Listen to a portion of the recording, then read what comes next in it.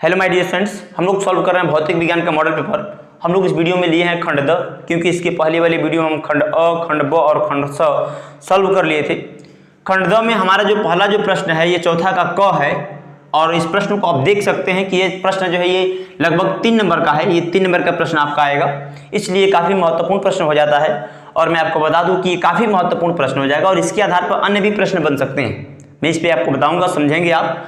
इस प्रश्न को समझ लेते हैं तो आप इसके आधार पर 1 नंबर का भी प्रश्न आ सकता है। बहुविकल्पीय प्रश्न में भी इस पे क्वेश्चन आ सकता है, क्योंकि इस पे एक ट्रिक भी होता है, इसका सूत्र होता है। उस सूत्र को हम लोग याद रखेंगे तो ये क्वेश्चन हमारा तुरंत बन सकता है। इसलिए आप इस वीडियो को पूरा अंत तक देखें, और मैं इस वीडियो के अंत में आपको जो है एक ट्रिक बताऊंगा, सूत्र बताऊंगा, जिससे कि आप 1 नंबर में आने वाले जो प्रश्न होंगे, मतलब कि इस पे आधारित अगर कोई 1 नंबर का क्वेश्चन आ जाता है, बहुविकल्पीय प्रश्न आ जाता है, तो उसको भी आप आसानी से क्या कर सकते हैं, सॉल्व कर सकते हैं। ठीक है, तो चलिए इसको हम लोग शुरू करते हैं। प्रश्न को पढ़ते हैं और समझते हैं कि प्रश्न क्या कर रहा है और क्या करना है इसमें हमें। ठीक है, तो यहाँ पे दिया हुआ है कि धातु के किसी तार की लंबाई खींचकर 2 गुनी कर दी जाती है, तार का नया प्रतिरोध कितना हो जाएगा। कह रहे कि धातु की कोई तार है, तो मान लीजिए कि धातु की तार है, ठीक है, ये तार है, धातु की तार है। इसको खींच करके हम लोग क्या कर दे रहे हैं, 2 गुना कर दे रहे हैं। इसको खींच करके 2 गुना कर दे रहे हैं। तो जब इसको खींच करके हम 2 गुना करेंगे तो क्या हो जाएगा, ये तार जो है पतला हो जाएगा।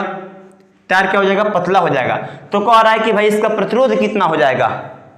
तार जो है पतला हो जाएगा, मतलब खींचेंगे तो तार पतला होगा, क्योंकि ये तार है, इसको खींच रहे हैं तो क्या होगा, ये पतला होगा। तो कह रहा है कि भाई इसका प्रतिरोध कितना हो जाएगा, प्रतिरोध बताइए। तो हम देखिए, हम जानते हैं कि जो चालक तार का जो प्रतिरोध होता है, अब प्रतिरोध होता क्या है, तो भाई जब किसी चालक तार में धारा प्रवाहित की जाती है तो उस चालक तार के द्वारा उस धारा के मार्ग में जो अवरोध उत्पन्न होते हैं, जो रुकावटें जो आती हैं, उन रुकावटों को प्रतिरोध कहा जाता है।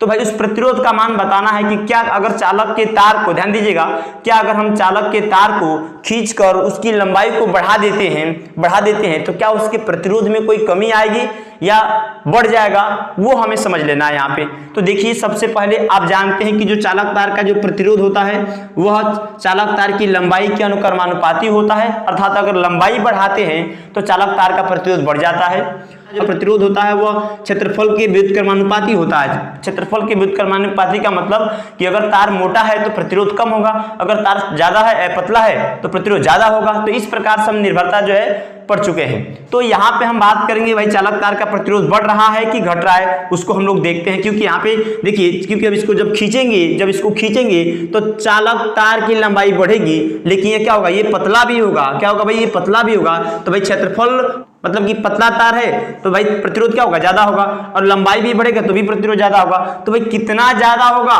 उसको हम निकालते हैं, कितना ज्यादा होगा वो हम निकालते हैं। तो देखिए, लंबाई भी बढ़ रहा है और क्षेत्रफल भी कम हो रहा है, पतला हो रहा है तार, मतलब कि दोनों स्थिति इसमें लागू हो सकता है, मतलब कि दोनों प्रतिरोध क्या होगा, बढ़ेगा यहाँ पे।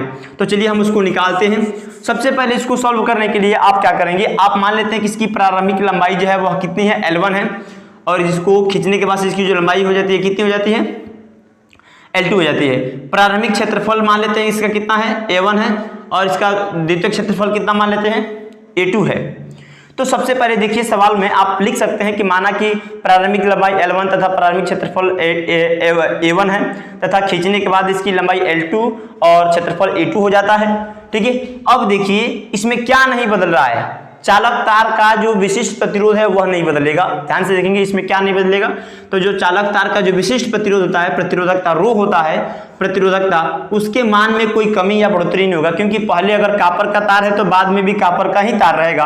पदार्थ की प्रकृति में चेंज नहीं होगा, तो ये रो हमारा सेम होता है। और दूसरी बात क्या सेम होता है कि जब इसको हम खींच रहे हैं तो लंबाई बढ़ रहा है और क्षेत्रफल घट रहा है। तो लंबाई कितना बढ़ रहा है और क्षेत्रफल कितना घट रहा है, ये ध्यान दीजिएगा।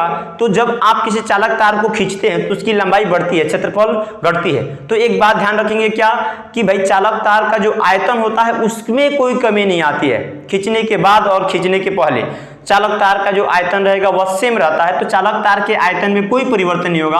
अर्थात हम लोग आयतन की बात करते हैं, ये क्षेत्रफल है और ये लंबाई है, तो हम क्या करें, क्षेत्रफल में और लंबाई में गुना कर देंगे तो हमारा जो है आयतन प्राप्त हो जाएगा। A1 × L1 हो जाएगा A2 × L2। ये दोनों जो है क्या होता है, सेम होता है।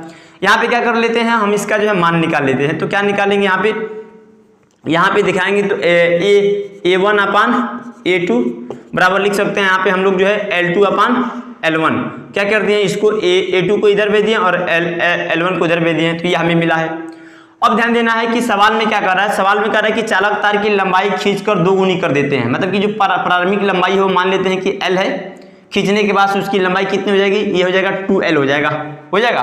तो यहाँ पे L1 बराबर L रखेंगे, L2 बराबर कितना रखेंगे 2L रखेंगे, तो इसका क्षेत्रफल हमें कितना मिल जाएगा, तो क्षेत्रफल देखिए इसका मिल जाता है हमारा, ये L2 का मान 2L रखेंगे और L1 का मान कितना रखेंगे, L रखेंगे, L कटेगा, तो भाई क्षेत्रफल का अनुपात हमें मिल जाता है 2। तो हमारा A1 अपान A2 बराबर मिल जाता है कितना 2। ठीक है, अब क्या करेंगे, अब हम लोग जो है जानते हैं हमें निकालना है प्रतिरोध, निकालना क्या निकालना है, प्रतिरोध निकालना है। तो देखिए प्रतिरोध निकालने के लिए हम क्या करेंगे, हम लोग जो है जानते हैं कि भाई चालक तार का प्रतिरोध,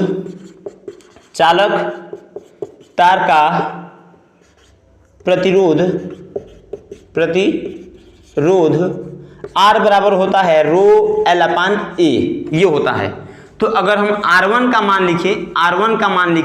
मान रखें रो इंटू L1 अपान A2 और R2 का मान रखें रो L2 अपान A1 है माना, यहाँ पे A2 हो जाएगा। इन दोनों का अनुपात निकाले R1 अपान R2, अगर हम अनुपात निकालते हैं तो रो L1 अपान A1 रो L2 अपान A2, रो से रो कट जाएगा, ये A2 ऊपर जाएगा, A1 नीचे आएगा।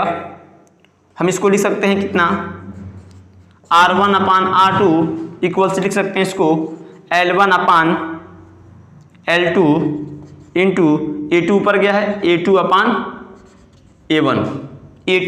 A1, यह लिखा जा सकता है। अब हम क्या कर सकते हैं यहाँ पे A2 अपान, देखिएगा हम A1 अपान A2 का मान निकाले हैं कितना 2/1, तो A2 अपान A1 का मान कितना हो जाएगा 1/2, तो इसका पूरा का मान हम 1/2 रख सकते हैं। L1 का मान कितना है L, देखिएगा तो R1 अपान R2, L1 का मान कितना है L, L2 का मान कितना है 2L और इसका मान कितना है तो A2 अपान A1 का मान हो जाएगा 1/2, ये कट जाएगा, तो ये हमारा हो जाएगा 2 दूना 4, तो 1/4। तो R1 अपान R2 बराबर हो जाएगा 1/4। अब हमें समझना है, हमें ये तो अनुपात निकाल लिए हैं, R1 अपान R2 बराबर हमें मिल गया 1/4। ठीक है, इसको अगर यहाँ पे भेज देते हैं, इसको यहाँ पे भेज देते हैं, तो हमारा मिल जाएगा R2 बराबर मिल जाएगा हमारा 4R1 क्या है, देखिएगा R2 है खींचने के बाद से प्रतिरोध, खींचने के बाद से जो प्रतिरोध कितना है R2 है, और R1 कितना है खींचने से पहले का प्रतिरोध, मतलब कि जो L लंबाई का जो तार है उसका प्रतिरोध, प्रारंभिक जो प्रतिरोध है मान लिया गया है R1 है। ठीक है, कितना है R1, और खींचने के बाद से प्रतिरोध कितना हो जाता है, नया वाला प्रतिरोध मान लेते हैं R2 है, तो नया वाला प्रतिरोध कितना है, नया वाला प्रतिरोध जो है पुराने वाले प्रतिरोध के 4 गुना ज्यादा हो रहा है। कितना गुना, 4 गुना। कितना बढ़ाया गया है, 2 गुना कर रहे हैं लंबाई को, अगर 2 गुना खींच के कर रहे हैं तो उसका प्रतिरोध क्या होता है 4 गुना जो है बढ़ जाता है, तो नई वाली तार का प्रतिरोध 4 गुना बढ़ जाता है। यह हमारा जो है इसका आंसर हो जाएगा। तो इस प्रकार से हमारा क्वेश्चन क्या हो जाता है, सॉल्व हो जाता है। ठीक है, अब हम आपको बोले थे कि भाई आपको इस वीडियो के अंत में क्या करेंगे, एक ट्रिक बताएंगे जिसके माध्यम से आप इसको सॉल्व कर सकते हैं। ठीक है, तो यदि यहाँ पे जो लिखा हुआ है 2 गुना कर देते हैं, अगर यहीं पे n गुना हो जाएगा, तार की लंबाई को अगर n गुना कर देते हैं, तब हमारा यहाँ पे जो है ये R1 अपान R2 का जो अनुपात जो मिलता है ये हमारा 1/n² मिलता। कितना मिलता, 1/n² मिलता, क्योंकि जहाँ 2 है वहां पे क्या रख देंगे, n रखेंगे। तब आपको जब इसको हल करेंगे n रख करके 2 जहाँ पे रखा गया, जैसे कि यहाँ पे L2 बराबर 2L रखा गया ना, तो अब L2 बराबर जो है NL रखेंगे, NL, तब इसको सॉल्व करेंगे तो हमारा एक सूत्र मिल जाएगा, और ये हमारा सूत्र हो जाएगा यहाँ पे R2, इसको यहाँ पे देंगे, इसको यहाँ पे देंगे, तो R2 बराबर हो जाएगा n² इंटू R1। ठीक है, ये तो R2 बराबर हो जाएगा n² इंटू R1, जो ये सूत्र बताता है कि अगर हम किसी चालक तार की लंबाई को खींचकर अगर हम 5 गुना कर देते हैं, 10 गुना कर देते हैं, तो उसके नए वाले तार का प्रतिरोध कितना हो जाएगा। तो हम अगर 5 गुना कर देता है तो हम 5 का स्क्वायर कर देंगे, तो 5 × 25 गुना उसका प्रतिरोध जो है बढ़ जाता है। अगर हम उसको 3 गुना कर देते हैं तो 3 × 9 गुना उसका प्रतिरोध जो है बढ़ जाता है। तो इस प्रकार से हम इसको समझ सकते हैं, और इस ट्रिक की सहायता से अगर 1 नंबर के प्रश्न में अगर यह प्रश्न आ जाता है तो आप इसको आसानी से सॉल्व कर सकते हैं। मैं उम्मीद करता हूं कि ये प्रश्न आपको काफ़ी जो है समझ में आया होगा। अगर आपको समझ में आया है तो भी कमेंट करें, अगर नहीं समझ में आया है तो भी कमेंट करें, बताएं कि आपको ये वीडियो कैसा लगा है। और मैं आपको बता दूं कि यदि आपके पास कोई भी प्रश्न है, आपके बुक से रिलेटेड है या कोई किसी प्रकार का फिजिक्स से संबंधित प्रश्न है, आप उस प्रश्न को आप हमारे मोबाइल नंबर पर भेज सकते हैं 98 92 40 10 98 पर, इस पर आप भेज सकते हैं, व्हाट्सएप नंबर कर सकते हैं। मैं उसका सॉल्यूशन जो है आपको आसानी से दे सकता हूं, जान सकते हैं। ठीक है, धन्यवाद।